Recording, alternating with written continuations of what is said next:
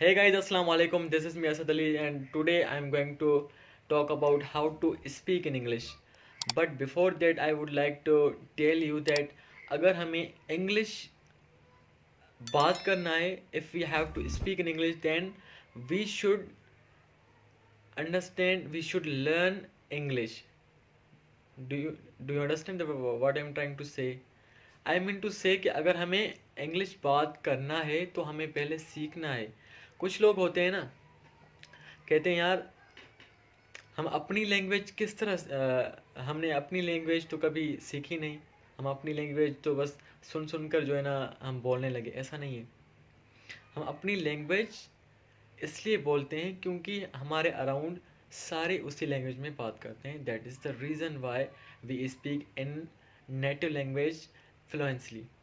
Okay भैया, अगर हमें अदर कंट्री की लैंग्वेज या अदर कंट्री की मतलब इंग्लिश हो गई, इंटरनेशनल लैंग्वेज है, अगर वो हमें सीखनी है तो we have to learn that before speak. ठीक है ना. बोलने से पहले हमें सीखना होगा कि how to speak in English. So इसके लिए before that we have to learn basics sentences and tenses. ठीक है ना. एक ग्रामर, मैं ग्रामर की बात कर रहा हूँ. ठीक है ना. तो ग्रामर हमें सीखना चाहिए कि ग्रामर हमें ये बताता है कि how to speak in English. ठीक है ना. किस टाइम पे कौन सा सेंटेंस बोलना है, किस टाइम पे नहीं बोलना है. ठीक हो गया. और किस तरह अगर हम किसी से सवाल करते हैं, मतलब नेगेटिव क्वेश्चन, हम किसी से negative question, I mean to say interrogative, sorry, अगर हम किसी से क्वेश्चन करते हैं इंट्रोगेटिव, ठीक है, तो हम ग्रामर से सीखेंगे कि which word we have to put in to the sentence for questioning. ठीक हो गया ना. तो सवाल करने के लिए हमें पहले सीखना होता कि ग्रामर है क्या और इंग्लिश बोलना किस तरह है. सो हमें पहले ग्रामर सीखना चाहिए. ठीक है ना. Grammar is the best source to understand the English for speaking. ठीक हो गया. तो ग्रामर सीखे.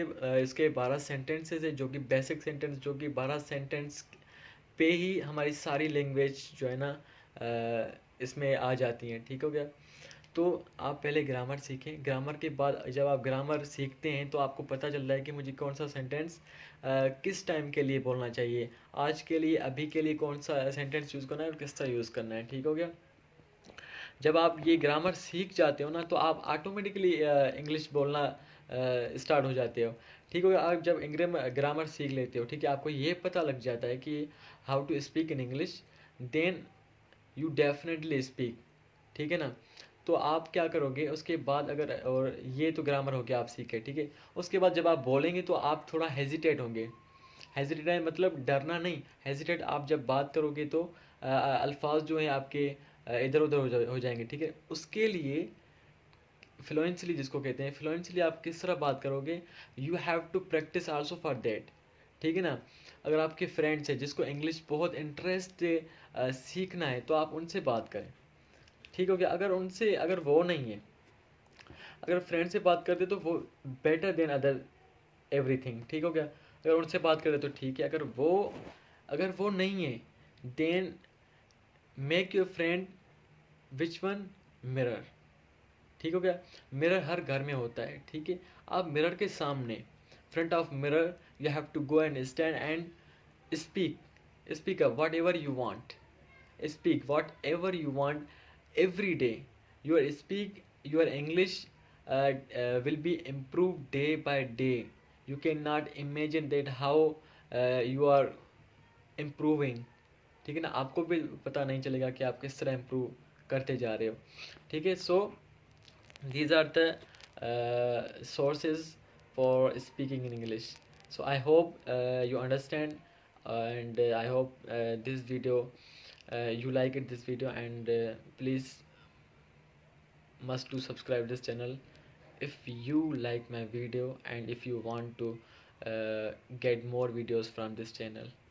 So thank you so much, and we will meet again in next video. Thank you.